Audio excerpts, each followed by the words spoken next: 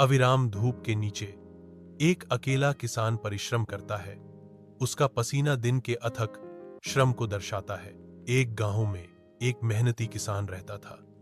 हर दिन सुबह से शाम तक वह खेतों में काम करता था। वह हल चलाना जारी रखता है।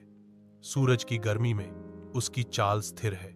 शाम ढलती है, लंबी परछाइयां डालती है, क्योंकि किसान एक और दिन का काम पूरा करता है। विशाल आकाश के नीचे किसान खेत में काम करता है। प्रत्येक गतिविधि वर्षों के श्रम का प्रमाण है। ऊपर से त्रासदी आती है, क्योंकि एक कबूतर स्वर्ग से गिरता है।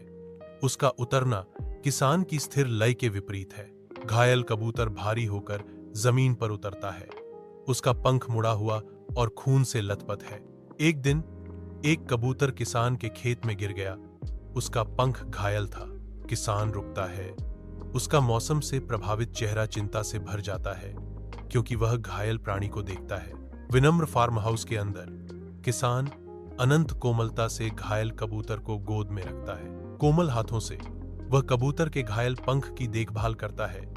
उसका स्पर्श उसके दर्द के लिए मरहम है। किसान ने उसे उठाया, घर ले गया और उसकी देखभाल की।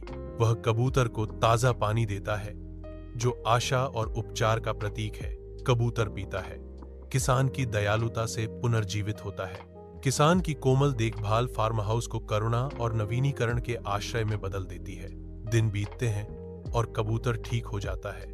उसका हौसला बढ़ता है, क्योंकि उसका शरीर ठीक होता है। अपने दिल में कृतज्ञता के साथ कबूतर किसान को एक मौन धन्यवाद अर्पित करता है। कबूतर खिड़की से छलांग लगाता है, असीम आकाश को गले लगाता है।